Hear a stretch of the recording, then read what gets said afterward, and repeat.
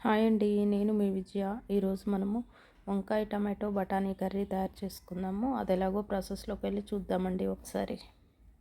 ఈ కర్రీ మీ అందరికీ తెలిసిందే, బట్ నా స్టైల్లో నేను ఎలా చేస్తానన్నది ఒకసారి చూపిస్తాను అంతే.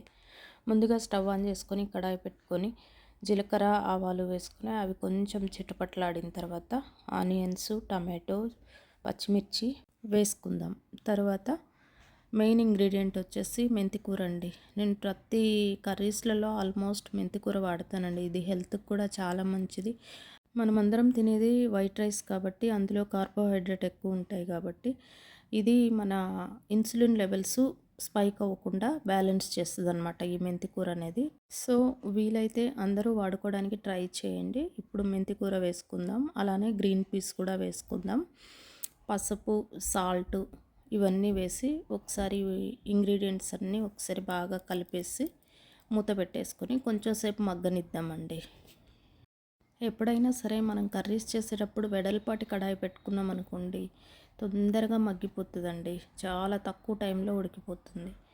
ఇప్పుడు మన ఆనియన్, టమాటో, బఠానీ మగ్గిపోయాయండి.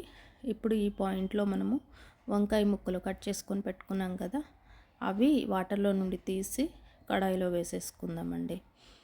ముందుగా ధనియాల పొడి, అలానే కారం, ఉప్పు ఎవరి టేస్ట్కి తగినట్టు వాళ్ళు వేసేసుకొని మళ్ళీ ఒకసారి బాగా కలిపేసి మూత పెట్టేసుకుందామండి.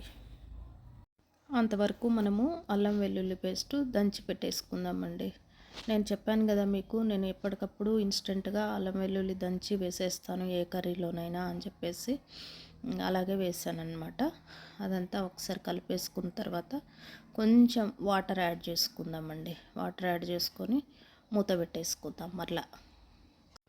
ఇప్పుడు అల్లం వెల్లుల్లి పేస్టు ముక్కకు బాగా పట్టేసి మగ్గిపోయిన తర్వాత ఫైనల్గా కొత్తిమీర చల్లుకొని మళ్ళీ మరొక్కసారి కలిపి పెట్టేసుకుందామండి. ఇప్పుడు లాస్ట్లో మనము కొంచెం జీలకర్ర పౌడర్ యాడ్ చేసుకుందామండి.